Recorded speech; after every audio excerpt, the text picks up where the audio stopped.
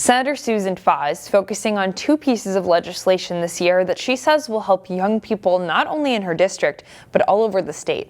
Reporter Shannon Slatton sat down with the senator representing Brooklyn Center and Brooklyn Park for this weekend's Newsmakers.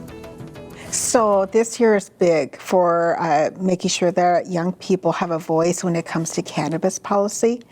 As you know, we're rolling out our cannabis next year, and that means that it's going to be retail options, all kinds of things. And so young people want to make sure that they're part of that process and that they're part of setting up what is marketed towards them. As a youth group.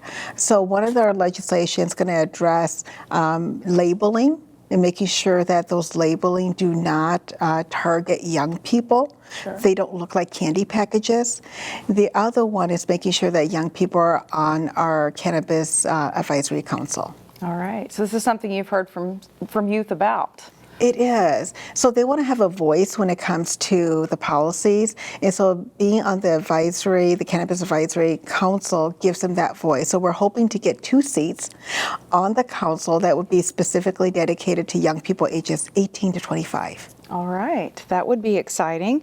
And then there's another bill that you're working on that's focusing on youth mental health and making that more accessible. Why is that important to you? So right now we know that with our young, there's a crisis with mental health for our young people. They've been talking about it for years.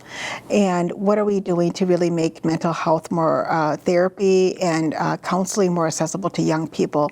So in conversations with our young people in our district and outside of our district, one thing was making sure that there's access to mental health counseling in school, where they're at every day, all day anyways. Why couldn't we get them telehealth options there?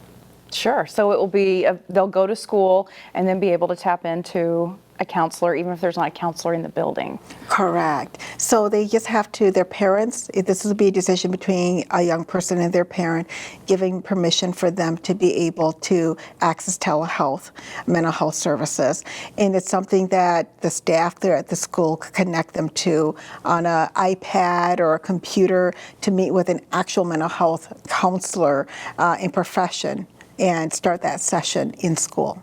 All right. Well, we'll see what happens on these two. The session's just started. How are you feeling about it so far? Well, it's crazy. We definitely know the session has started because the Capitol is filled with people, and it is really busy already, but it's good to be back. All right. Yeah. Senator Susan Pha, thank you so much for stopping by today. Oh, absolutely. Thank you.